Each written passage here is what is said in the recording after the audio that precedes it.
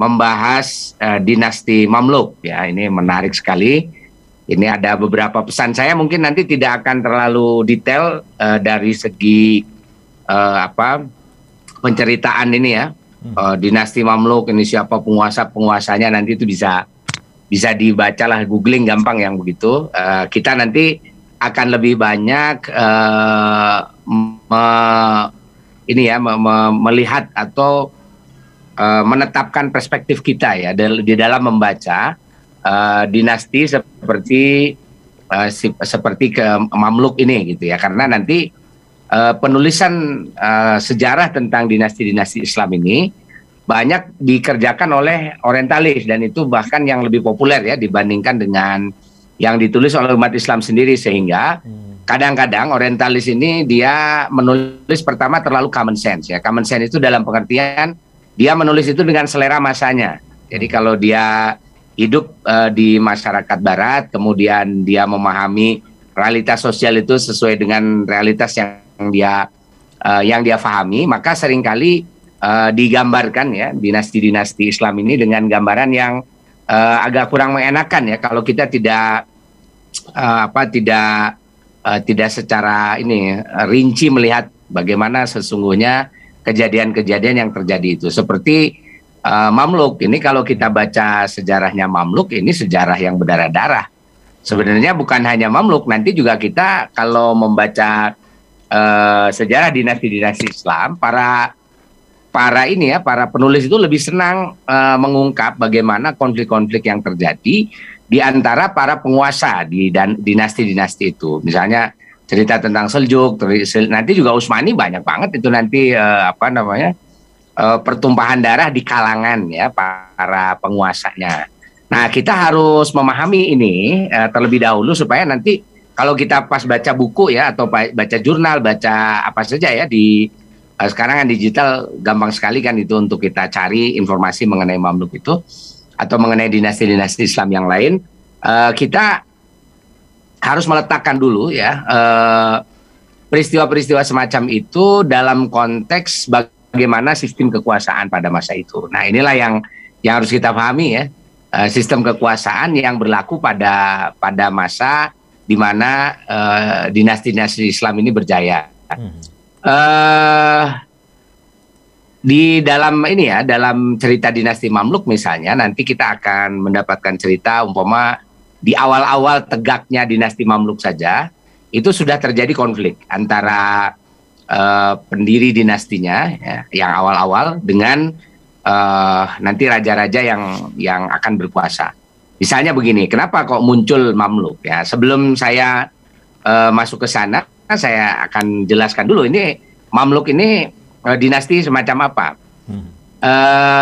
Mamluk ini dari istilahnya saja sudah kata Mamluk. Mamluk itu adalah budak ya, jamaknya mamalik.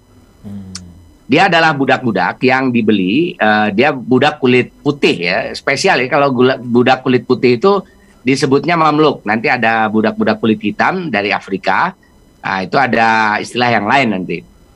Nah, kalau istilah budak-budak kulit putih ini didapatkannya biasanya dari Asia Tengah. Rata-rata memang dari Asia Tengah. Kawasan Asia Tengah ini kalau dari segi peradaban memang tertinggal ya dibanding dengan kawasan di Asia Barat, misalnya seperti di Timur Tengah, di Anatolia misalnya, apalagi dengan Eropa. Kemudian juga ini hampir mirip dengan Afrika gitu. Cuma bedanya kalau Afrika ini kan kulit hitam, dia negroid ya. Tapi kalau kalau yang di Asia Tengah ini, nah Asia Tengah ini rata-rata mereka berkulit putih ya, dan rupa mereka ini sangat good looking lah gitu ya. Kalau laki-lakinya ganteng-ganteng, gagah-gagah gitu ya. Kalau perempuannya cantik-cantik lah. Ini kalau di dalam buku-buku sejarah bahasa Arab, kawasan tempat Mamluk ini adalah kawasan di belakang Sungai Oxus sebenarnya. Maka bahasa Arabnya itu adalah kawasan Mawara an-Nahr. Mawara an-Nahr itu adalah kawasan di belakang sungai. Sungai maksudnya adalah Sungai Oxus yang nanti terbentang nanti daratan Asia Tengah di sana. Kalau kawasan negaranya barangkali kalau sekarang ya itu daerah-daerah seperti Samarkand, kemudian ada Uzbekistan, Tajikistan, Turkmenistan, bahkan kawasan ini yang sekarang yang sekarang menjadi konflik dengan Cina, yaitu Turkistan. Turkistan itu ada dua, ya, Turkistan Barat, Turkistan Timur. Turkistan Barat itu sekarang sudah jadi beberapa negara seperti ada Uzbekistan, ada Kazakhstan, ada beberapa negara lain ya yang dulu dikuasai Rusia dan sekarang sudah menjadi negara independen. Kemudian di yang timur itu Turkistan, nah itu dikuasai Cina, sehingga namanya diganti menjadi Xinjiang. Nah, Xinjiang itu nama yang diberikan pada abad ke-19 ya, bukan nama lama. Kalau nama lamanya ya Turkistan gitu ya. Turkistan diganti karena sudah dikuasai Cina. Cina itu selalu ingin melakukan penghapusan budaya pada masa lalu di satu kawasan, sehingga nama Turkistan itu sudah hilang ya. Nama Xinjiang nama Uighur ya sebagai suku itu, sukunya masih disebut Uighur, tetapi kawasannya sudah hilang, sudah bukan Turkistan lagi. Tapi namanya sudah diganti menjadi Xinjiang. Nah, di Asia Tengah ini rata-rata yang tinggal di sana ada suku paling besar ini adalah suku suku Turki. Nah, Turki ini suku yang besar di Asia Tengah yang nanti mereka menyebar ke kawasan di Asia Barat, ya terutama di Anatolia dan masuk juga ke Eropa Timur ya, ke Istanbul itu lewat berkuasanya Seljuk Rum di kawasan Anatolia di Turki itu nanti. Kawasan sekarang namanya Turki, dulu namanya Anatolia. Kemudian orang-orang Turki ini, orang-orang suku Turk dan sebagian juga Asia Tengah, nanti ada suku Kurdi juga. Nah, ini ada yang nanti ada yang mereka ini dijadikan sebagai budak begitu, karena memang kehidupan mereka yang nomaden, kemudian kebudayaan mereka yang rendah, peradaban yang rendah juga. Ya namanya nomaden ya, berarti dia berperadaban rendah, secara ilmu pengetahuan juga terbelakang, tapi mereka ini punya keahlian karena berada di gurun, kemudian di kawasan yang sangat sangat menantang begitu. Keahliannya orang-orang Asia Tengah ini termasuk nanti di sana kan dekat dengan Asia Tengah itu ada kawasan Mongol dan Tatar gitu ya, satu suku yang dekat dengan mereka, yang punya keahlian sama dengan kebudayaan yang sama juga, dan mereka ini rata-rata nomaden gitu. Nah, keahliannya adalah keahlian perang. Jadi keahlian yang dibutuhkan oleh dinasti-dinasti Islam, penguasa-penguasa Islam pada masa Abbasiyah ya, ketika mereka menegakkan kekuasaan. Jadi ketika kekuasaan menyebar kemana-mana itu kan ancaman dari luar itu sangat sangat keras gitu, sehingga ini dibutuhkan satu lapisan pertahanan baru yang harus disiapkan oleh para sultan gitu. Nah, oleh sebab itu maka para sultan dan khalifah mereka berinisiatif untuk menyiapkan pasukan-pasukan khusus ini dari kalangan orang-orang yang memang potensial untuk dijadikan sebagai pasukan-pasukan khusus. Nah, maka mereka mencari itu dari Asia Tengah ya, dari daerah Mawara an-Nahar, atau istilah lainnya adalah daerah Transoksiana. Nah, daerah inilah yang nanti menyuplai banyak sekali budak-budak yang baik itu mereka dijual dijual melalui perdagangan budak, yang itu biasanya dari timur, nanti ada juragan-juragannya ya yang menjual budak itu, kemudian mereka akan dibawa ke pasar budak di pusat-pusat peradaban masa itu. Misalnya nanti ada budak-budak itu dijual ke Mesir, dijual ke Baghdad ya, dijual ke Damaskus, ada yang dijual juga ke Anatolia dan sebagainya. Dan mereka sebagai budak-budak yang dijual itu nanti pembeli-pembelinya akan menyesuaikan. Nanti ini budak ini tujuannya untuk apa? Kalau budak-budak dari Afrika kebanyakan itu untuk pekerja-pekerja kasar, misalnya untuk untuk di proyek-proyek bangunan ya misalnya, atau misalnya di kebun-kebun itu diambil budak-budak Afrika.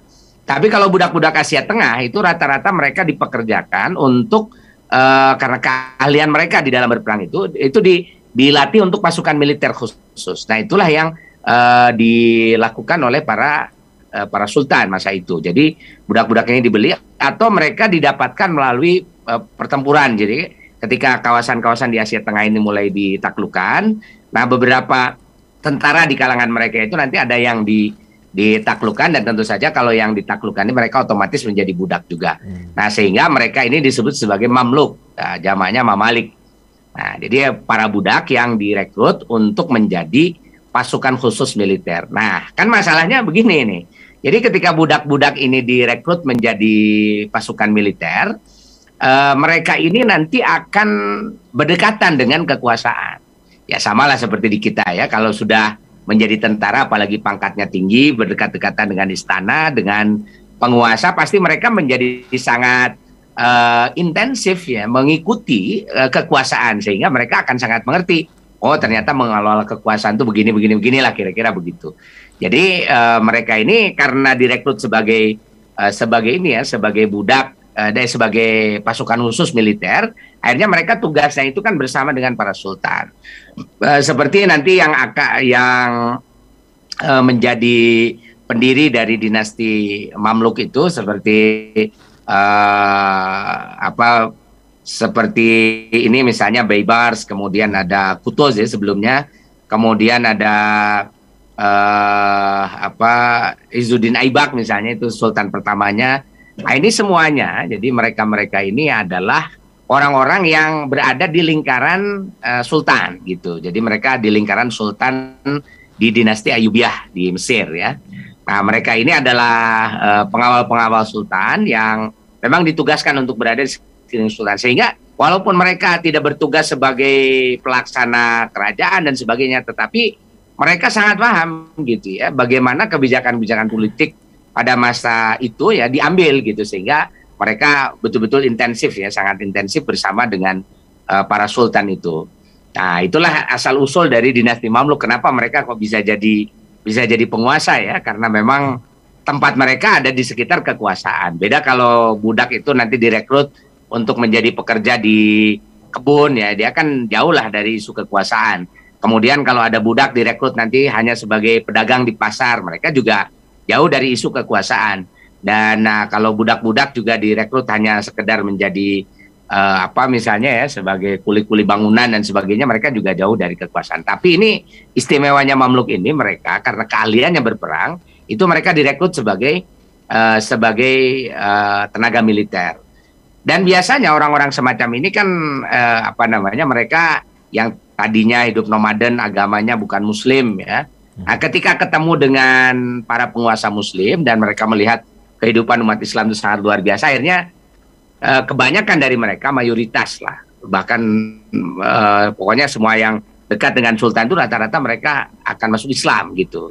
Nah, sehingga ketika mereka sudah masuk Islam dan menjalankan Islam dengan baik, itu luar biasa, keislaman mereka sudah tidak bisa diragukan lagi.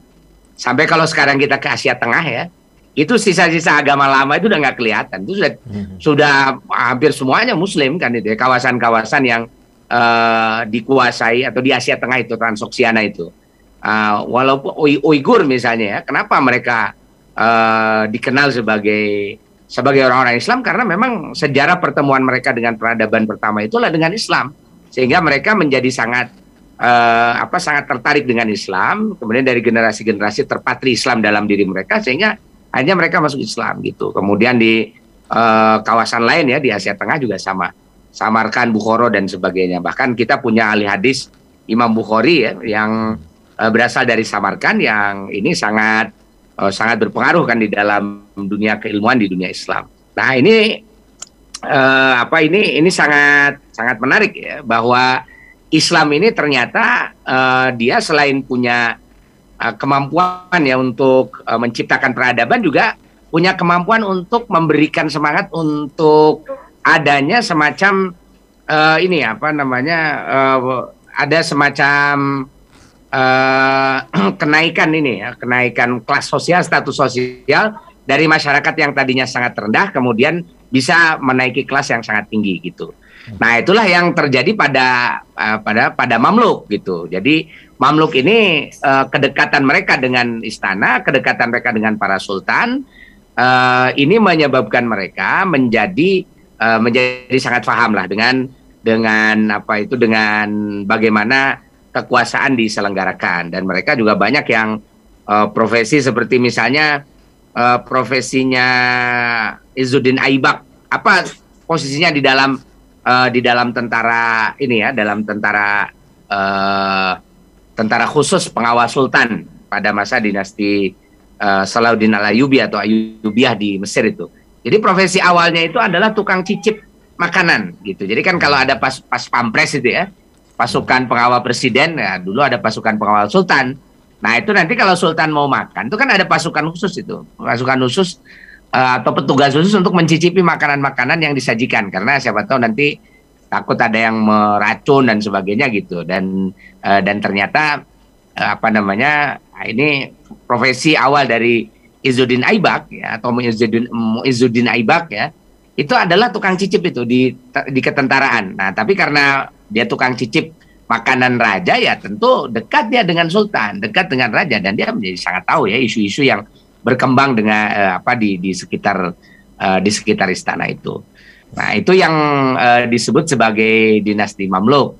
Nah, sehingga dia berasal dari budak dan dia bisa menjadi duduk pada satu posisi yang sangat tinggi. Dan di dalam Islam sebetulnya hal-hal yang seperti ini bukan sesuatu yang aneh, karena dulu juga ketika berdiri pada awal mula ya kekuasaan Islam di Mekah misalnya, ya Rasulullah SAW kan bukan dari keluarga raja ya, biasa saja beliau menjadi penguasa di Madinah. Begitu juga nanti dengan Abu Bakar, Umar bin Khattab, Utsman bin Affan, Ali bin Abi Thalib, mereka ini mula-mula orang sangat biasa aja, sangat biasa gitu. Jadi bukan orang-orang yang berasal dari keluarga sultan dan sebagainya begitu. Itu mereka bisa menjadi penguasa. Begitu juga dengan Muawiyah bin Abi Sufyan. Betul Abu Sufyan itu adalah pemimpin di Mekah. Tetapi posisi pemimpin Mekah waktu itu ya tidak seheboh kaisar Romawi atau kaisar Persia begitu. Mereka ini orang biasa aja. Kemudian juga dari Bani Abbas, kan ini keturunan Abbas itu. Nanti Abul Abbas As-Saffah itu juga orang biasa saja. Ya, keturunan dari Abdullah bin Abbas ya, dari Abdullah bin Abbas itu nanti menurunkan Abul Abbas As-Saffah yang mendirikan dinasti Abbasiyah. Kalau dilihat dari segi status sosial itu adalah orang-orang yang biasa saja sebenarnya, bukan dari kalangan sultan. Cuma kelebihan dari ini ya Khulafaur Rasyidin, kemudian Bani Umayyah dan Bani Abbasiyah, mereka ini berasal dari kalangan Quraisy. Kalangan Quraisy ini seperti kita tahu bahwa suku Quraisy ini adalah sukunya Rasulullah SAW yang dia punya legitimasi yang lebih ya untuk menjadi pemimpin Islam. Karena pemimpin Islam mula-mula dari kalangan Quraisy. Sampai ada hadis ya yang sampai sekarang masih dipercaya oleh umat Islam bahwa al-a'immah min Quraisy, ya, para pemimpin itu hendaknya dari kalangan Quraisy. Sehingga kalau dari kalangan Quraisy memimpin, itu penerimaan di kalangan masyarakat, terutama di kalangan Ahlussunnah wal Jamaah atau di kalangan Sunni itu sangat kuat begitu. Nah, makanya tidak mengherankan kalau nanti yang menjadi khalifah ini semacam tradisi penggantinya Rasulullah SAW, itu rata-rata dari Quraisy. Ya, misalnya Muawiyah itu kan dari Quraisy. Kemudian Abbasiyah itu Quraisy juga. Kemudian ketika Muawiyah digulingkan oleh Abbasiyah, itu kan nanti dari salah seorang di antara keturunan dari Bani Umayyah masih ada yang bisa menyelamatkan diri ke ke Andalusia. Itu Abdurrahman Ad-Dakhil ya. Abdurrahman Ad-Dakhil ini juga mendirikan dinasti di sana ya, kekhalifahan di Andalusia. Mula-mula adalah keamiran yang berbaiat kepada Abbasiyah, tetapi lama-lama nanti setelah Abbasiyah menjadi semakin lemah, itu ada generasi ketiga dari dinasti Ayyubiyah Umayyah di Andalusia itu nanti ada yang mengklaim sebagai khalifah, yaitu An-Nasir ya, khalifah Abdurrahman An-Nasir. Ini Abdurrahman An-Nasir ini nanti dia mengklaim sebagai khalifah, walaupun Abbasiyah masih ada, tapi di Andalusia dia mendeklar sebagai khalifah karena dalam dalam struktur ya kebiasaan lah budaya sebenarnya yang berkembang di kalangan umat Islam ya di mana-mana, bahwa kalangan Quraisy ini punya klaim lebih. Itu makanya walaupun Abbasiyah sudah punya klaim sebagai khalifah di Baghdad, tetapi di Andalusia Abdurrahman An-Nasir dia berani juga mengklaim sebagai khalifah. Nah, nanti ada lagi di apa itu di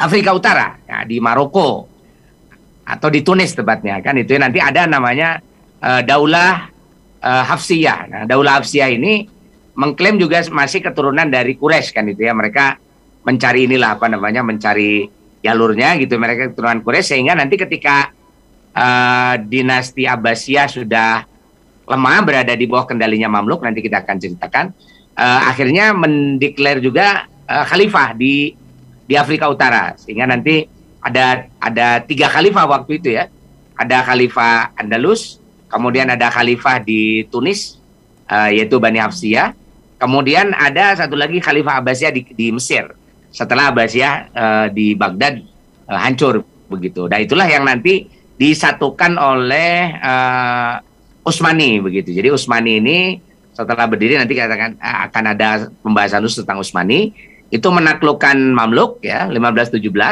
kemudian pada 1573 menaklukkan Hafsiyah.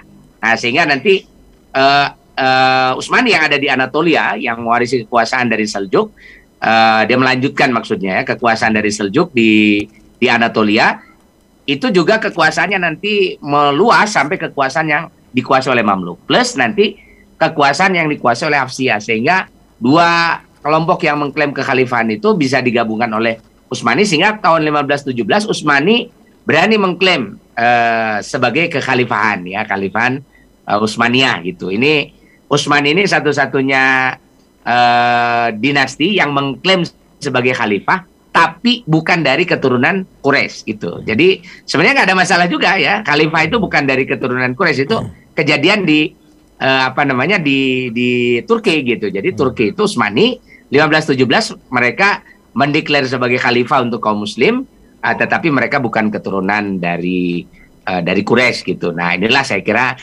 menarik nanti menganalisis sistem pemerintahan di dalam Islam ini. Nah, kita balik lagi ke Mamluk tadi. Jadi Mamluk itu dia pada mulanya adalah pasukan ini saja apa namanya militer. Nah, tapi mereka ini yang direkrut oleh para sultan. Nah, ini cerita Mamluk awal itu ada di Mesir. Ini rata-rata mereka dibeli oleh sultan-sultan dari Mesir, dan sultan yang membelinya adalah sultan-sultan Ayyubiyah sepeninggalnya Salahuddin Al-Ayyubi. Jadi setelah Salahuddin Al-Ayyubi nanti kan ada banyak sultan lagi yang melanjutkan kekuasaan Salahuddin Al-Ayyubi di Mesir, dan mereka ini membutuhkan penguatan militer lah karena mereka masih menghadapi pasukan salib yang sangat kuat gitu ya. Waktu itu tentu saja Salahuddin Al-Ayyubi berhasil Salahuddin Al-Ayyubi ini berhasil menaklukkan ya pasukan salib ketiga ya dengan kekuatan dimilikinya, tapi sultan-sultan sesudahnya ini harus punya strategi yang lain. Nah, salah satu strateginya adalah dengan merekrut budak-budak dari Asia Tengah yang pandai berperang untuk menghadapi ya serangan dari serangan dari pasukan salib. Nah, yang kedua, selain pasukan salib, karena memang sudah kelihatan ada ekspansi dari Mongol dan Tatar yang mereka sangat berambisi untuk menaklukkan berbagai kawasan di berbagai belahan dunia. Nah, pada masa itu sampai nanti dinasti Ayyubiyah harus menyaksikan Baghdad hancur. Nah, itu Baghdad hancur ini tahun 1258.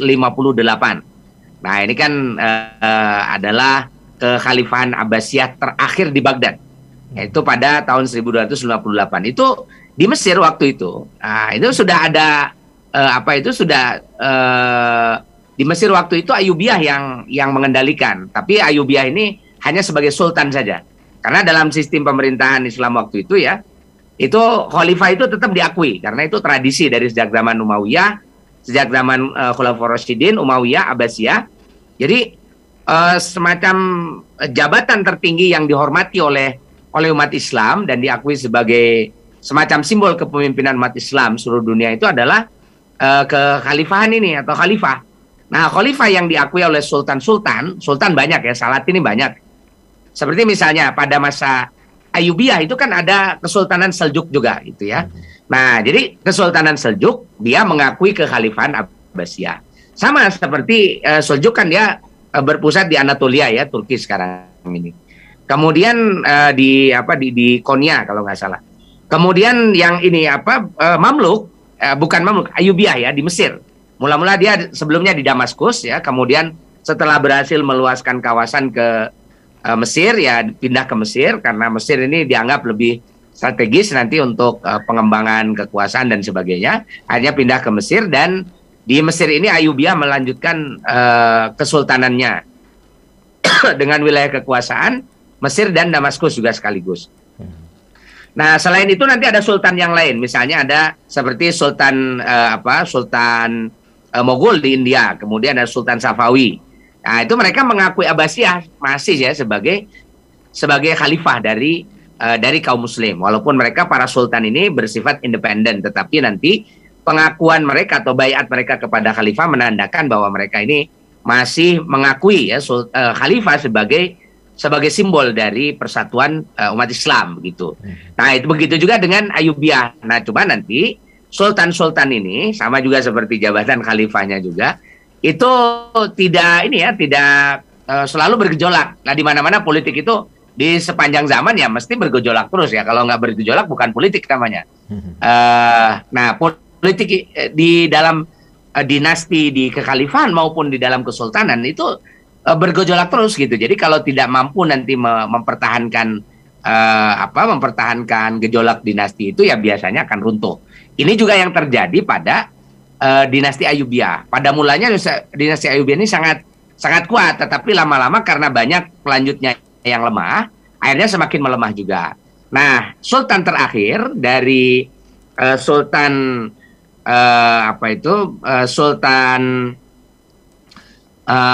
dinasti dari Ayyubiyah itu namanya adalah Sultan Malikus Saleh Najmuddin. Nah, dia punya istri namanya Sajaratud Dur. Nah, Sajaratud Dur ini menarik ya. Sajaratud Dur ini istri dari Malikus Saleh Najmuddin ini. Dia ini adalah dari kalangan Mamluk juga. Jadi jadi orang tuanya itu adalah budak ya, yang kemudian melahirkan nih Sajaratud Dur ini ya. Nah, Malikus Saleh ini dia pada akhir kekuasaannya itu sangat lemah sampai kemudian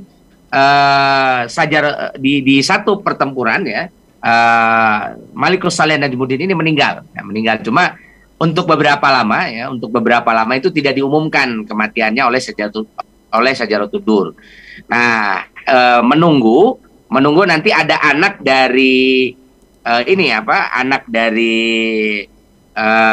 Raja Malikus Saleh ini atau Raja Najmuddin ini dikasih tahu ya, kebetulan anak raja ini ada di Damaskus ya, tidak berada di Mesir.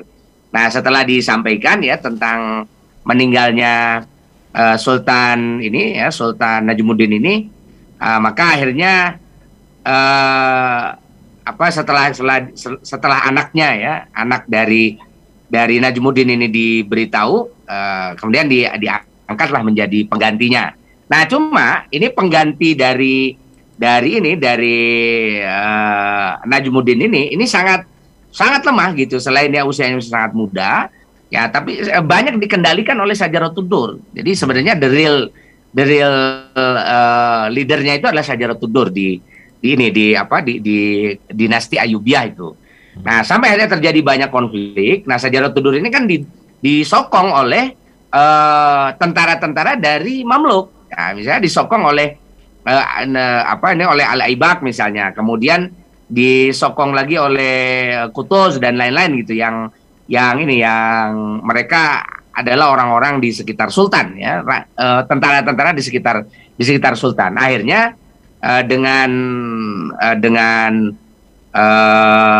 ya katakan saja persekongkolan lah begitu ya antara Sajaratud Dur dengan Aibak. Nah, akhirnya dibunuhlah ini putra dari Najmuddin Ayyub ini ya, Malikus Saleh Najmuddin Ayyub ini. Nah, setelah dibunuh putra dari Najmuddin Ayyub ini, akhirnya Sajaratud Dur diangkat menjadi penguasa dari dinasti Ayyubiyah. Tapi kan dia perempuan gitu. Akhirnya pihak khalifah ini terjadi pada sekitar tahun 1250. Jadi khalifah masih ada di Baghdad. Nah, pihak khalifah di Baghdad dia mengatakan, menegur ya, itu nggak bisa itu Sajaratudur menjadi khalifah, menjadi sultan. Jadi jadi sultanah. Jadi dia jadi sultanah hanya beberapa tahun ya, hanya 3 tahun. Kemudian juga dia nanti kan ini Sajaratudur ini akhirnya menikah dengan Muizzuddin Aibak, dan Muizzuddin Aibak inilah yang diangkat nanti menjadi pemimpin menggantikan Sajaratudur. Nah, sejak Muizzuddin Aibak ini naik menjadi sultan ya di Mesir, maka sejak saat itu sebetulnya sudah tutup cerita itu. Dinasti Ayyubiyah sudah selesai. Nah, jadi dinasti Ayyubiyah sudah tidak ada dengan meninggalnya anak dari Najmuddin Ayyub ya, suami dari Sajaratudur ini. Nah, akhirnya Sajaratudur dia melepaskan jabatannya sebagai sultanah karena ditegur oleh Baghdad, kemudian naik Muizzuddin Aibak. Nah, Muizzuddin Aibak ini jadi walaupun dia menjadi sultan di Mesir, tetapi dia ada di bawah bayang-bayangnya Sajaratudur. Nah, makanya nanti ada intrik lagi kan gitu, bagaimana caranya Muizzuddin Aibak dia bisa menyingkirkan Sajaratudur. Akhirnya Sajaratudur juga terbunuh itu. Nanti dibunuh, dan Muizzuddin Aibak dia menjadi penguasa. Cuma Aibak nanti dia agak sedikit bentrok dengan salah seorang orang dekatnya, yaitu Baibars, yang dia tidak setuju dengan kebijakan dengan kebijakan Aibak. Akhirnya dia pergilah dari Mesir itu. Nah, singkat cerita, ini tahun 1250 itu Muizzuddin Aibak ini dia menjadi sultan lah. Dialah yang menjadi pertama Sultan Mamluk di Mesir sejak tahun 1250 dan nanti berakhir tahun 1257 ya. Dan ketika meninggal digantikan dengan anaknya, yaitu Mansur Nuruddin Ali. Nah, Mansur Nuruddin Ali ini berkuasa hanya 2 tahun sampai tahun 1259. Tetapi ini lemah sekali karena Mansur Nuruddin Ali ini kan masih kecil. Nah, akhirnya Mansur Nuruddin Ali ini kan diasuh oleh Saifuddin Qutuz ya, Muzaffar Saifuddin Qutuz. Nah, Saifuddin Qutuz inilah yang nanti dia sebetulnya yang secara real ya menjalankan kekuasaan pada masanya Mansur Nuruddin Ali yang masih kecil itu. Nah, sehingga nanti karena situasi yang tidak memungkinkan dan bahkan terjadi pembunuhan terhadap Mansur Nuruddin Ali, akhirnya Muzaffar Saifuddin Qutuz dia menjadi khalifah pada tahun 1259. Nah, ini Saifuddin Qutuz inilah yang sangat bersejarah ya, karena setelah Saifuddin Qutuz naik, ini pada masanya Saifuddin Qutuz ini, Baghdad sudah jatuh ke tangan ke tangan Mongol, ke tangan bangsa Mongol. Itu sudah jatuh ya, Abbasiyahnya sudah habis. Dan pada saat itu tahun 1258 Mongol itu sudah mengarahkan serangannya itu menuju ke Mesir. Jadi setelah Baghdad target berikutnya Mesir, karena Mesir yang dianggap paling kuat. Nanti setelah itu akan masuk ke Damaskus dan seterusnya. Nah, ketika sudah diarahkan ini ke arah kawasan yang dikuasai oleh Mamluk, yaitu di Damaskus dan di Mesir ini, akhirnya mau tidak mau ini Muizzuddin Saifuddin Qutuz dia harus mempersiapkan pasukan untuk menghadapi Mongol dan Tatar ini ya, yang berkolaborasi untuk menyerang kawasan Mamluk ini. Dan pada saat itu Baibars yang dia pergi karena berkonflik dengan Aibak, akhirnya pulang kembali karena yang berkuasa sekarang Qutuz, dan dia dengan Qutuz itu sangat bersahabat, sangat dekat, dan sampai akhirnya nanti Baibars diangkat menjadi panglima perang. Nah, pada saat itulah tahun 1260 terjadi perang Ain Jalut, yaitu perang yang menghadang pasukan Mongol dengan pasukan yang dipimpin oleh Ruknuddin Baibars ya. Nah, ini Baibars inilah yang menjadi pahlawan penentu kemenangan dari perang Ain Jalut itu. Dan semenjak kemenangan dari perang Ain Jalut itulah nanti Baghdad kembali lagi ke tangan umat Islam. Mongol bisa disingkirkan dan sama sekali nanti kawasan-kawasan yang dikuasai Mongol itu harus ditinggalkan semuanya. Itu, dan sejak saat itulah Mamluk ya memiliki semacam ini ya, semacam pujian dari kalangan umat Islam. Kalau Salahuddin Al-Ayyubi yang berhasil mendirikan Kesultanan Ayyubiyah itu mendapatkan pujian dan bisa diterima oleh umat Islam karena berhasil melakukan penaklukan di dalam perang salib ketiga, jadi menaklukkan perang salib. Nah, maka Mamluk ini dia mendapatkan pengakuan dari umat Islam dan mendapatkan poin positif plus begitu ya dari umat Islam itu disebabkan karena berhasil mengalahkan Mongol yang sudah menghancurkan kekuasaan di Baghdad gitu. Jadi Abbasiyah itu kan habisnya oleh Mongol. Nah, makanya kemudian Qutuz ya setelah beliau menang di Ain Jalut itu dan beberapa bulan berikutnya beliau meninggal, akhirnya semua orang setuju untuk mengangkat Baibars atau Zahir Ruknuddin Baibars ya untuk menjadi khalifah atau menjadi Sultan Mamluk berikutnya atau Sultan Mamluk yang ketiga ya tepatnya itu atau yang keempat. Nah, ini Baibars ini menjadi Sultan Mamluk pada tahun 1260. Jadi orang banyak menyebut bahwa sesungguhnya yang menegakkan dinasti Mamluk ini bukan Aibak gitu ya, karena Aibak ini hanya sebenarnya dia ketiban ini aja dapat durian runtuh lah istilahnya gitu ya, karena mula-mula kan yang mengalihkan dari dinasti Ayyubiyah ke Mamluk itu kan adalah istri dari Najmuddin Ayyub ya, namanya Sajaratud Dur itu kan gitu, yang kemudian menikah dengan Aibak, pernikahan politik gitu, sehingga ketika Sajaratud Dur dia tidak boleh naik jabatan sultan ya, hanya beberapa bulan saja, sekitar 7 bulan atau 6 bulan dia menjadi sultanah, akhirnya digantikan oleh Aibak ya, suaminya. Nah, Aibak inilah yang suami yang baru kan yang dinikahi oleh Sajaratud Dur ini, dan Muizzuddin Aibak inilah yang dia ya tadi itu ketiban durian runtuh untuk menjadi sultan ya dengan membawa nama dinasti Mamluk. Tapi pembangun atau yang menegakkan kekuasaan Mamluk yang sesungguhnya itu adalah Baibars ini kan gitu. Jadi Baibars ini setelah dia menjadi sultan ya, dia menjadi sultan paling lama, cukup lama lah, sekitar 17 tahun gitu ya. Nah, dari tahun 1260 sampai 1277 yang nanti dia digantikan oleh Nasiruddin Barkah atau diistilahkan ya, lebih terkenal dengan nama Berke Khan dan seterusnya kan gitu ya, sultan-sultan yang lain. Nah, masa kekuasaan dari Baibars inilah, nah Mamluk ini dia berhasil meluaskan kekuasaannya. Jadi setelah dihancurkan nih kekuasaan Mongol semuanya, maka ditata lagi nih mana kawasan-kawasan yang jatuh ke tangan Mongol supaya dia kembali lagi ke tangan umat Islam, sehingga Mongol betul-betul bisa diblok kan gitu ya, dia tidak bisa masuk lagi. Selain itu pada masa Baibars, nah Baibars ini menghadapi juga serangan-serangan dari pasukan salib, tapi hampir tidak ada pasukan salib yang berhasil atau yang bisa menghadapi kekuatan dari Baibars dan kekuatan Sultan-Sultan Mamluk berikutnya gitu. Nah, pertanyaan berikutnya,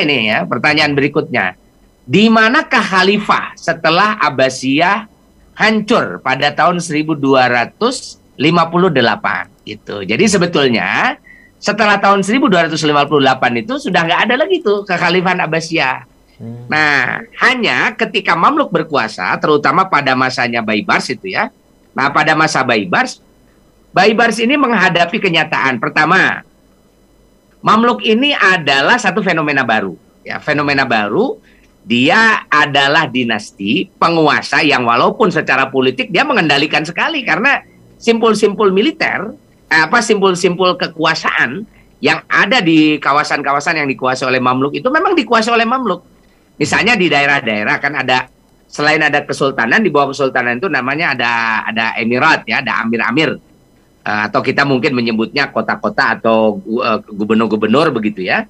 Nah, itu nanti emir-emir ini rata-rata juga sama itu dikuasai oleh orang-orang Mamluk, karena orang Mamluk ini dia kan disewa bukan hanya oleh sultan tapi juga oleh emir-emir gitu. Jadi emir-emir ini kalau ingin punya tentara, nah tentara yang paling bisa diandalkan itu ya budak-budak dari Asia Tengah ini. Itu sudah sangat terkenal karena mereka seringkali ketika dijual itu memang dengan kelebihan bahwa mereka bisa berperang dengan baik gitu, sehingga di Emirat atau di daerah-daerah itu pun penguasa-penguasa itu sudah diambil alih itu oleh orang-orang dari Mamluk ini. Nah, ini kan mereka budak-budak ini, budak yang kemudian menjadi penguasa.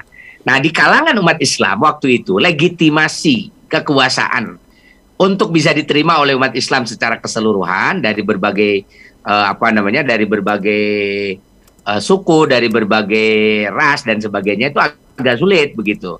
Nah, maka Baibars dia secara cerdik dia akhirnya mencari di mana ini kira-kira masih ada nggak keturunannya Abbasiyah. Akhirnya dia ketemu dengan salah seorang keturunan Abbasiyah yang berhasil selamat ya dari pembantaian Mongol pada tahun 1258 itu. Nah, Baibars akhirnya menemukan orang ini ya, dan kemudian oleh Baibars diangkat menjadi khalifah. Nah, ini yang ini kita nanti akan tahu bahwa jabatan kekhalifahan pada masa Mamluk ini dia sama sekali tidak punya kekuasaan. Nah, jadi oleh Baibars ya, jadi khalifah ini diangkat ya menjadi menjadi khalifah. Ini masih ada keturunannya, ada keturunan dari ini ya, keturunan dari sebentar saya cari dulu. Nah, ini ada keturunan dari Abbasiyah yang diangkat menjadi yang menjadi khalifah. Nah, ini dia. Nah, ini namanya, ini agak kehilangan nama. Oke. Jadi Sultan yang Sultan Baibars ini ya, dia kemudian mencari di antara keturunan ini ya, keturunan dari Abbasiyah dan ketemu ya dengan satu keturunan Abbasiyah ini dan akhirnya diangkat namanya Al-Muntasir. Al-Muntasir ini gelarnya ya.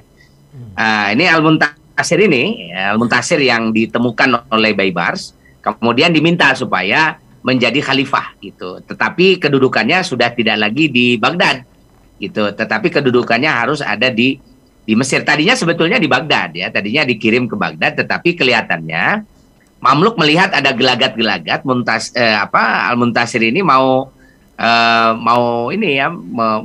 menghidupkan lagi kekuasaannya di Baghdad itu, sehingga nanti nggak bisa dikendalikan oleh Mamluk. Akhirnya Al-Muntasir diturunkan, nanti khalifah berikutnya itu hanya beberapa bulan saja, kurang dari 1 tahun, itu dipindahkan ke Mesir gitu. Jadi saya khalifah Abbasiyah itu tetap ada di Mesir dan mereka jangan menjalankan kekuasaan seperti khalifah. Jadi pokoknya ada aja khalifahnya, dia di Mesir, tapi kekuasaannya dikontrol oleh Mamluk. Kenapa? Karena Mamluk lah yang mengangkat mereka jadi khalifah gitu. Jadi bukan khalifah yang mengangkat sultan. Nah, inilah yang terjadi pada masanya Mamluk. Jadi khalifah dia diangkat oleh sultan sebagai apa? Sebagai simbol.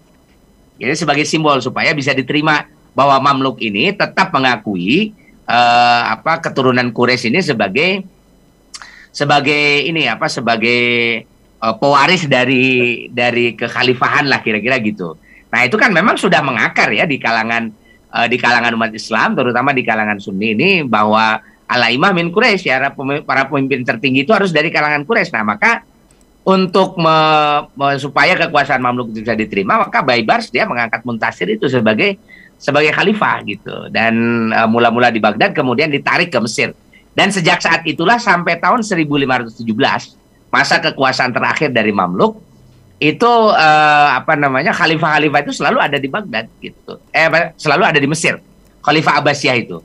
Maka sebagian sejarawan ada yang mengatakan bahwa kekhalifahan Abbasiyah itu masih terus berlangsung sampai tahun 1517 gitu. Ada yang mengatakan begitu, walaupun 2 tahun sempat terputus, yaitu dari tahun 58 sampai tahun 60 karena dihancurkan oleh Mongol.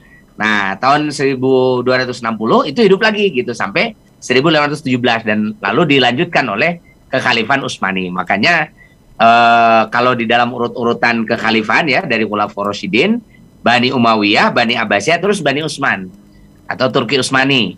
Nah, karena memang klaim-klaim kekhalifahan secara formal itu ada di situ gitu. Jadi kalau kita mau menghitung kekhalifahan formal, memang hitungannya ada di situ.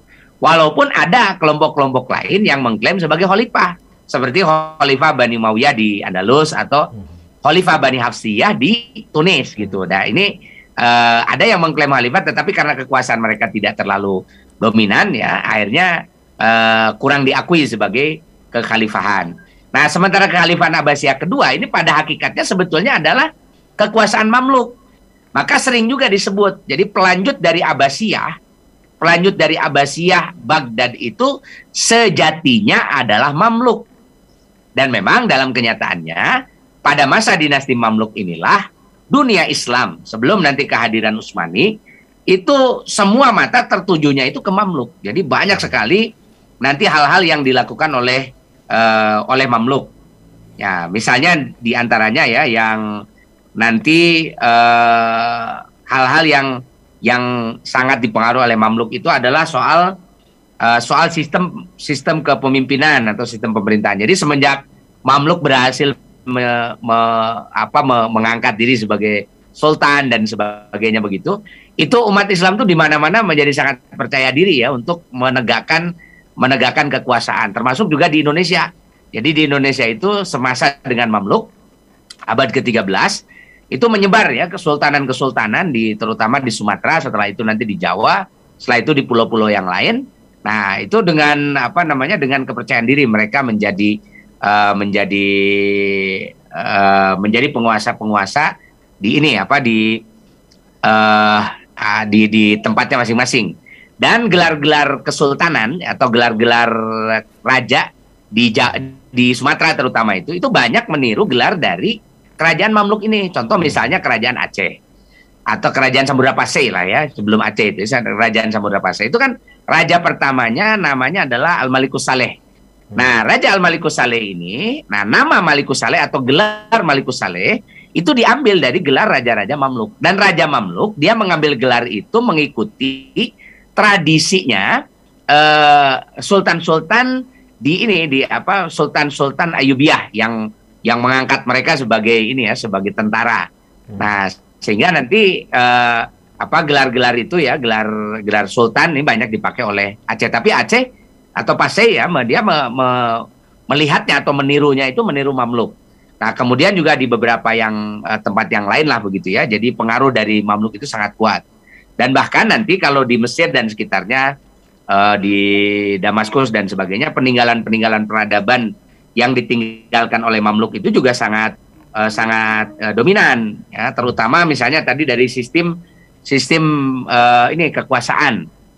Jadi sistem kekuasaan pada masa Mamluk ini itu betul-betul menguji siapa yang paling kuat begitu ya. Jadi setiap mereka yang paling kuat itu sudah tidak lagi mempertimbangkan soal dia turunan mana. Jadi klaim keturunan itu sudah nggak terlalu penting. Kalau masih diperlukan itu nanti hanya sekedar simbol saja.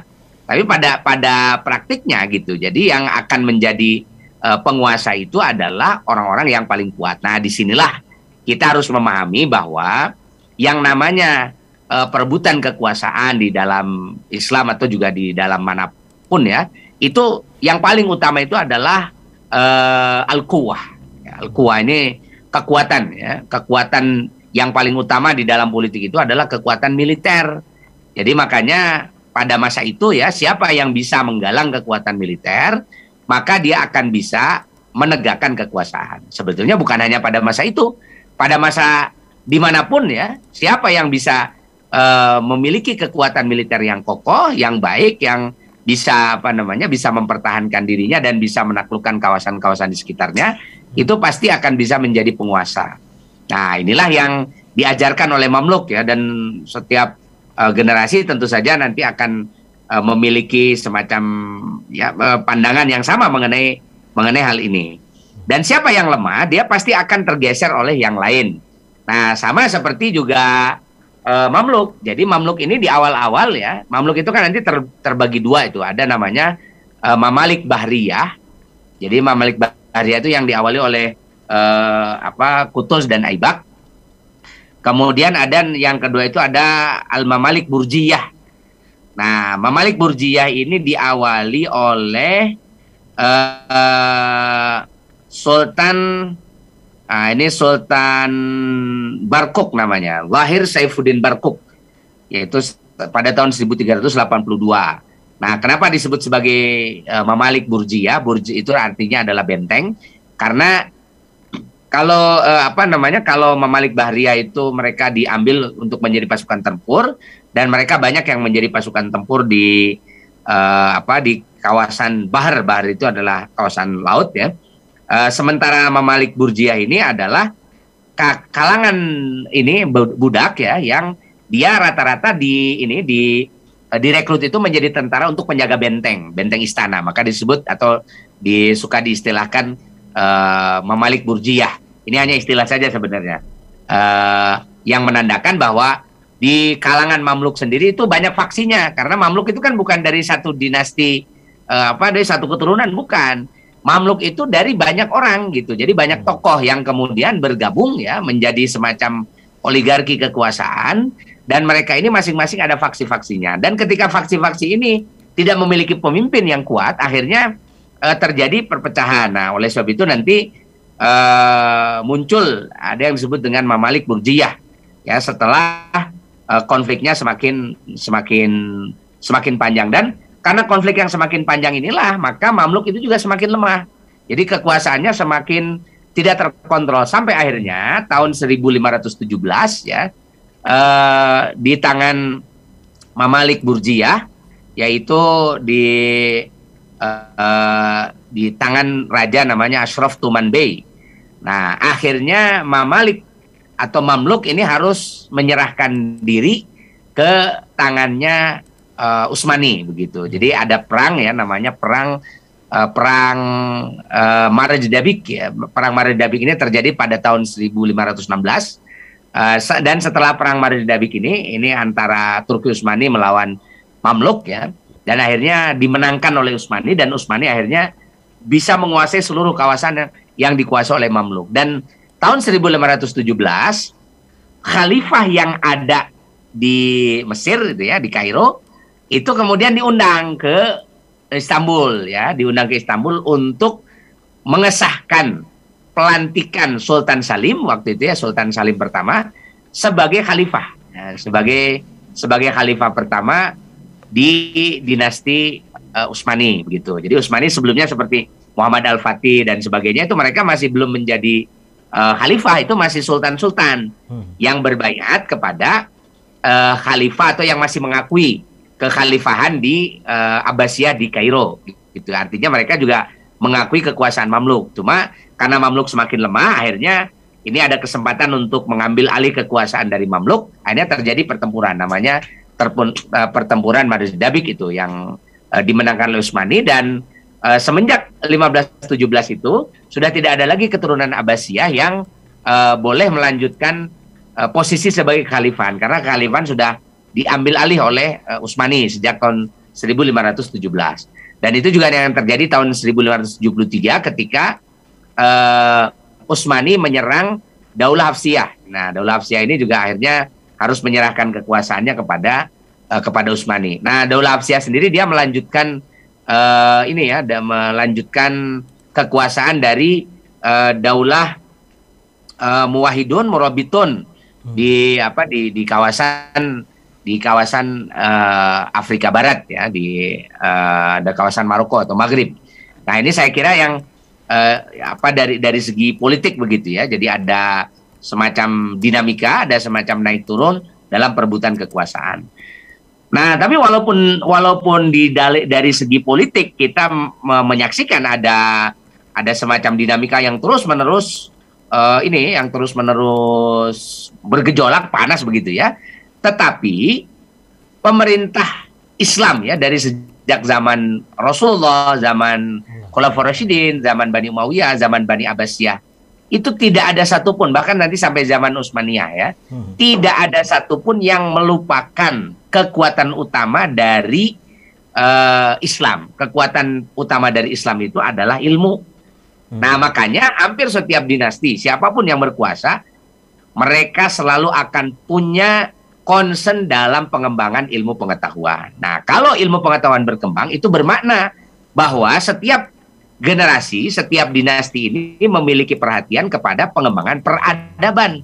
Jadi mereka memang berkonflik di dalam melakukan perebutan kekuasaan, dalam memperkuat militer masing-masing dan sebagainya. Tetapi setelah mereka berkuasa, apalagi kekuasaan mereka kemudian establish dengan baik, mereka tidak lupa mengembangkan ilmu pengetahuan. Nah, oleh sebab itu ulama-ulama di berbagai kawasan, itu baik ada di Damaskus ya, atau di Madinah sebelumnya, kemudian di Damaskus, kemudian di Baghdad, kemudian di Andalusia, kemudian di Mesir, kemudian juga di Istanbul dan di kawasan Turki lainnya, itu rata-rata ulama-ulama itu bergerak secara merdeka dan secara bebas mengembangkan ilmu pengetahuan. Nah, ini sama juga pada masa dinasti Mamluk ini kalau kita perhatikan ya, kalau kita perhatikan ulama-ulama yang lahir dan hidup pada masa dinasti Mamluk ini adalah ulama-ulama yang masyhur. Contoh misalnya ya, ulama yang hidup pada masa dinasti Mamluk ini ada Ibnu Taimiyah. Nah, Ibnu Taimiyah tentu kita sudah mafhum semua ya, siapa itu Ibnu Taimiyah. Kemudian ada Jalaluddin As-Suyuti. Nah, ini Jalaluddin As-Suyuti ini banyak sekali karangannya. Dia mengarang lebih dari 500 judul buku ya, Jalaluddin As-Suyuti ini. Ibnu Taimiyah dengan Jalaluddin As-Suyuti ini berbeda mazhab. Jalaluddin As-Suyuti bermadzhab Syafi'i. Ibnu Taimiyah bermadzhab Hambali, yang mengikuti Imam Ahmad bin Hambal. Bahkan dalam masalah-masalah akidah ya, masalah teologi, itu nanti Ibnu Taimiyah mengembangkan pemikiran mazhab salaf ya, mazhab Hanabilah. Kemudian Jalaluddin As-Suyuti dia mengembangkan mazhab Abu Hasan Al-Asy'ari. Nah, tetapi kedua-duanya dia berkembang sangat sangat baik lah, sangat pesat, dan itu hidup pada masa dinasti Mamluk. Artinya walaupun ada penguasa ya, ada penguasa yang dominan, itu penguasa tidak hendak melemahkan perkembangan ilmu pengetahuan, sehingga ulama-ulama itu diberi kebebasan untuk berkarya. Walaupun dalam beberapa hal Ibnu Taimiyah seringkali dianggap banyak melakukan kritik ya kepada pemerintah, sampai beberapa kali juga dimasukkan ke penjara. Tetapi saya kira secara umum ya, apa yang dilakukan oleh Ibnu Taimiyah ini terutama dari karya-karyanya mendapatkan penghormatan yang luar biasa juga dari kalangan kalangan istana itu. Nah, selain itu nanti pada masa dinasti Mamluk ini juga ada seorang ahli hadis terkemuka namanya Ibnu Hajar Al-Asqalani. Nah, Ibnu Hajar Al-Asqalani ini hidup pada masa dinasti Mamluk ini juga. Nah, selain itu juga nanti ada ilmuwan-ilmuwan dalam berbagai bidang yang lain. Contohnya misalnya dalam ilmu sejarah itu ada tokoh namanya Ibnu Khalikan. Ibnu Khalikan juga hidup pada masa dinasti Mamluk. Kemudian Ibnu Tighribirdi ya, atau Taghribirdi, ada yang membacanya Tighribirdi ya. Ibnu Taghribirdi ini juga adalah seorang sejarawan. Kemudian ada Abul Fida Ibnu Katsir. Nah, ini juga seorang sejarawan juga yang sangat terkenal. Kemudian juga ada Ibnu Khaldun. Nah, tentu saja Ibnu Khaldun ini tokoh yang sangat masyhur. Nah, ada lagi nanti ada tokoh astronomi ya, ahli astronomi, diantaranya adalah Nasiruddin At-Tusi, Abu Faraz Al-Ghibni. Kemudian juga dari bidang kedokteran itu nanti ada Ibnu Nafis. Kemudian ada Abdul Mukmin Ad-Dimyati. Kemudian nanti dalam bidang yang lain ya, ada Ar-Razi ya, kemudian ada Al-Juma'i di Mesir. Dan sebagainya ya, itu dari segi pengembangan ilmu pengetahuan. Jadi luar biasa. Jadi Mamluk ini mendukung sekali ya gerakan-gerakan ilmu pengetahuan ya untuk kemajuan peradaban. Kalau kemudian ada beberapa ulama yang ditangkap, dipenjarakan dan sebagainya, itu masalah politik yang biasa gitu ya, karena dianggap nanti membahayakan kekuasaan, itu bisa bisa dipenjarakan. Cuma karya-karya mereka kemudian itu menjadi mendapatkan penghormatan ya dalam pengembangan ilmu pengetahuan. Madrasah-madrasah mereka dibiarkan untuk berkembang untuk mengembangkan peradaban Islam. Makanya peradaban Islam ya, ilmu pengetahuan dan sebagainya itu tidak hanya berkembang pada masa Abbasiyah saja ya. Setelah masa itu juga berkembang sangat baik ya pada masa Mamluk ini, terutama juga perkembangan ilmu pengetahuan itu sangat menggembirakan.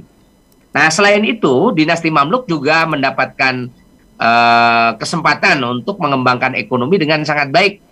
Nah, ini ekonomi Mamluk tentu saja sangat sangat strategis ya, karena dia kekuasaannya di Mesir itu kan dia mendapatkan akses langsung ke Laut Tengah.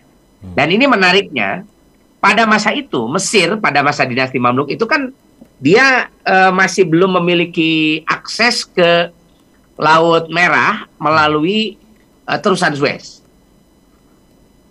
Karena terusan Suez itu nanti dibangun pada masa dinasti di Kekhalifahan Utsmaniyah ya.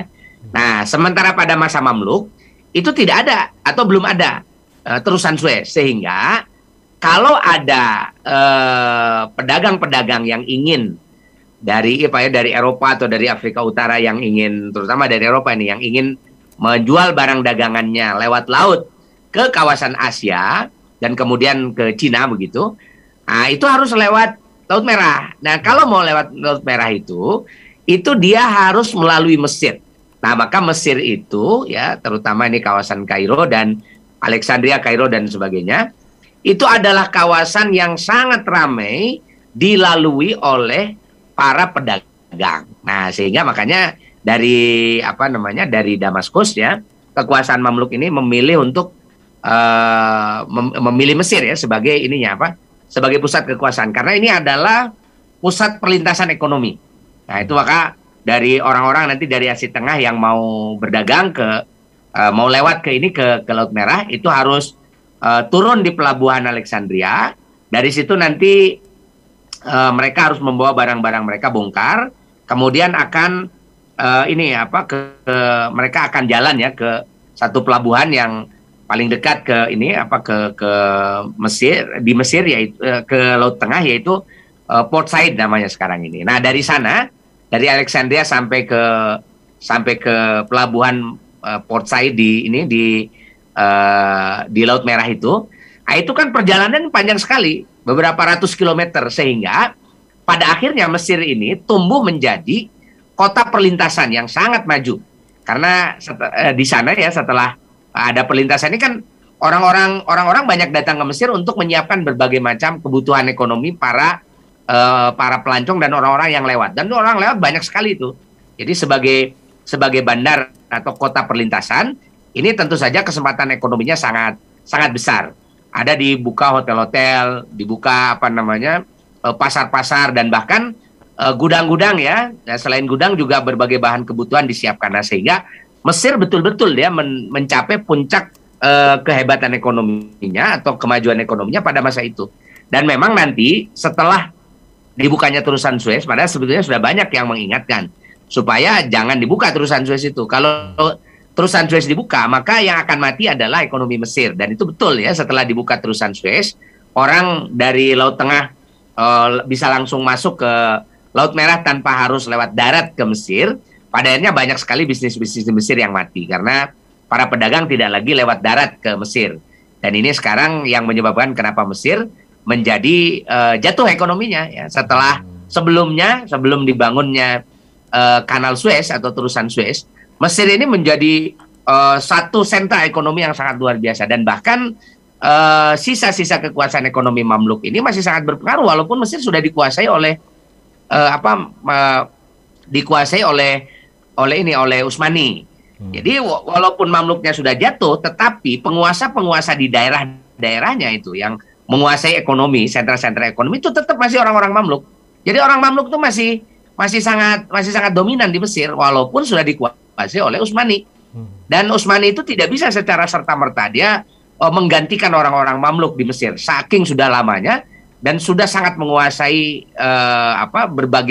berbagai sudut di Mesir, terutama dari segi ekonomi gitu. Jadi ekonominya tetap dikuasai oleh orang-orang Mamluk ini.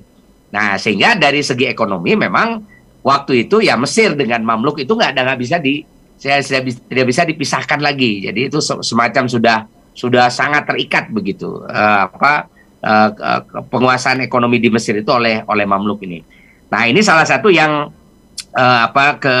kehebatan ya yang dimiliki oleh Mamluk karena dia menguasai jalur ekonomi. Jadi kalau Utsmani nanti dia menguasai jalur laut ya, nah Mesir itu dia adalah penguasa perlintasan antara Laut Tengah ke Laut Merah yang menghubungkan antara Afrika, Eropa dengan Asia gitu. Nah, ini menjadi sangat sangat penting ya. Begitu juga nanti Mamluk ya, selain ekonominya hebat juga mengembangkan ya banyak sekali bangunan-bangunan khas Mamluk. Nah, ini gaya khas Mamluk itu biasanya kalau ada masjid ya di sana kemudian ada madrasah dan pasti dekat dengan pemakaman. Itu gaya Mamluk. Dan itu bahkan berpengaruh kepada tradisinya Utsmani. Jadi Utsmani pun meniru pola kota-kota pola bangunan arsitektur Utsmani itu juga modelnya hampir mirip lah dengan yang dikerjakan oleh Mamluk. Jadi pada masa Utsmani ya, sekarang kita lihat di Istanbul misalnya kalau ada masjid di situ, misalnya ada Masjid Fatih ya di distrik Fatih itu, untuk mengenang Sultan Fatih, di sana ada makamnya Sultan Al-Fatih. Selain itu juga di sampingnya ada madrasah ya, madrasah dari Masjid Al-Fatih itu. Ini juga nanti ditiru juga oleh oleh orang-orang Indonesia juga itu ya, orang Asia juga modelnya meniru semacam itu. Dan itu inisiatif awalnya orang-orang Mamluk itu yang bikin arsitektur macam begitu. Jadi ada masjid, ada makam, di dekatnya kemudian ada madrasah. Nah, itu dari segi ini ya, dari segi pengembangan arsitektur. Dan banyak juga mosaik-mosaik khas ya, yang khas dari Mamluk. Itu kalau para arsitektur itu sangat paham, oh ya ini peninggalan Mamluk. Kemudian juga dari segi seni ya, seni kaligrafi, kemudian seni bangunan dan sebagainya, itu juga berkembang sangat baik pada masa dinasti Mamluk ini. Nah, ini ada beberapa hal ya yang boleh kita catat ya dari dinasti Mamluk ini. Yaitu pertama soal bahwa Mamluk ini telah mengubah image ya, bahwa yang namanya budak itu tidak harus selalu berada di bawah, tapi dia bisa naik kelas, dia bisa menaiki tangga sosial dalam keyakinan dalam masyarakat Islam. Karena masyarakat Islam kan pada hakikatnya adalah masyarakat yang egaliter, masyarakat yang menganggap semua masyarakat itu sama saja ya, semua manusia itu sama saja dari segi derajatnya. Itu makanya kemampuan Mamluk untuk sampai menjadi sultan dan bahkan dia bisa berpengaruh besar dalam perjalanan sejarah Islam ya, dalam perjalanan peradaban Islam juga. Ini menandakan bahwa Islam ini sungguh-sungguh agama yang memberikan ruang kepada manusia secara sama begitu, dari mana saja mereka keturunannya. Dan Mamluk ini juga sudah mengajarkan kepada kita bahwa kekuatan ini, kekuatan militer, kekuatan politik, kekuatan ekonomi itu adalah kekuatan yang mutlak harus dimiliki oleh setiap kelompok yang ingin menegakkan kekuasaan. Nah, jadi kekuasaan ini tidak bisa dia diberikan begitu saja kepada orang-orang yang lemah. Karena nanti orang-orang yang lemah ini, dia hanya akan terseret oleh arus kekuasaan itu dan dia pasti akan tersingkirkan. Jadi tidak akan bisa bertahan di dalam arus politik yang sangat keras, yang sangat kuat dan sebagainya. Nah, makanya ini adalah pelajaran juga buat umat Islam hari ini ya, bahwa kita ini kalau ingin mendapatkan kekuatan untuk menegakkan kekuasaan Islam ya, tentu saja kita harus berpikir bagaimana kita memupuk kekuatan-kekuatan itu. Di antaranya bagaimana kita bisa memiliki kekuatan militer, bagaimana kita bisa menguasai jalur-jalur ekonomi, bagaimana juga kita bisa menguasai terutama ini umat Islam ini harus punya banyak ilmu untuk menegakkan itu semua kan gitu ya.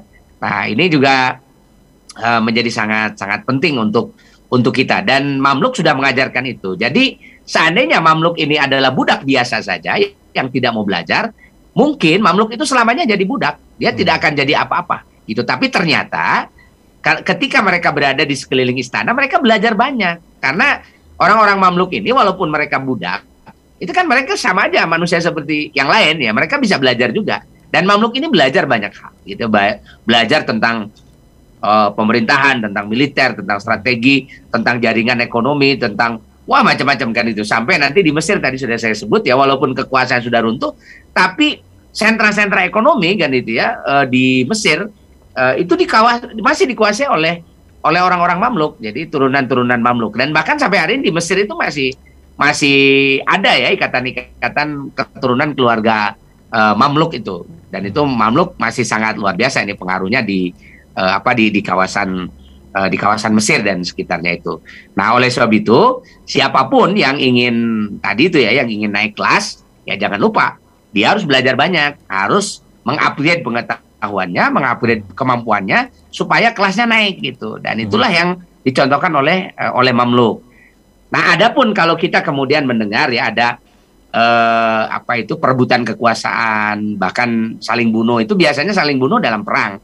Dan dalam perang itu kan kalau secara hukum ya, secara fikih kan ya memang perang itu tempatnya orang boleh saling membunuh. Walaupun tidak dianjurkan ya, tapi kalau sudah di medan pertempuran, saling membunuh itu adalah sesuatu yang tidak tidak diharamkan di dalam Islam. Makanya jangan terlalu jangan terlalu membuat kita kemudian menjadi mendegradasi ya para sultan itu hanya gara-gara mereka berperang ya dengan temannya, dengan saudaranya. Walaupun mereka berperang dengan teman, dengan saudaranya, tetapi jangan lupa bahwa yang menjadi perhatian utama mereka itu adalah kekuatan-kekuatan dari luar. Makanya dinasti kekuasaan seperti Mamluk itu dia berhasil menghalau kekuasaan Mongol, kekuasaan Tatar, dan bahkan berhasil menyelesaikan sampai nggak ada lagi serangan dari pasukan salib ya, sampai nanti Konstantinopel berhasil ditaklukkan oleh Muhammad Al-Fatih. Dan itu waktu itu Mamluk masih punya kekuasaan. Jadi artinya bahwa walaupun di dalam itu juga ada pergesekan dengan saudaranya, tetapi ketika berhadapan-hadapan dengan kekuatan eksternal, kekuatan luar, kekuatan yang akan menghancurkan kekuasaan Islam, itu selalu akan menjadi perhatian utama dari para penguasa Muslim ini. Jadi ala kulli hal sebetulnya, walaupun yang namanya manusia pasti ada salah-salahnya, secara keseluruhan dinasti Mamluk ini sudah menyumbangkan hal penting bagi tegaknya kekuasaan Islam di dunia, bagi tegaknya peradaban Islam di dunia, dan terutama bagi tegaknya kepercayaan diri umat Islam di seluruh dunia, bahwa umat Islam itu masih bisa tegak walaupun Baghdad sudah dihancurkan. Tapi Mamluk berhasil mengembalikan kepercayaan diri dengan menghabisi Mongol dan Tatar untuk untuk kemudian kekuasaan Islam ditegakkan kembali. Nah, saya kira itu beberapa hal ya yang bisa kita simpulkan dari pertemuan kita yang singkat dan terbatas ini. Mudah-mudahan ada manfaatnya.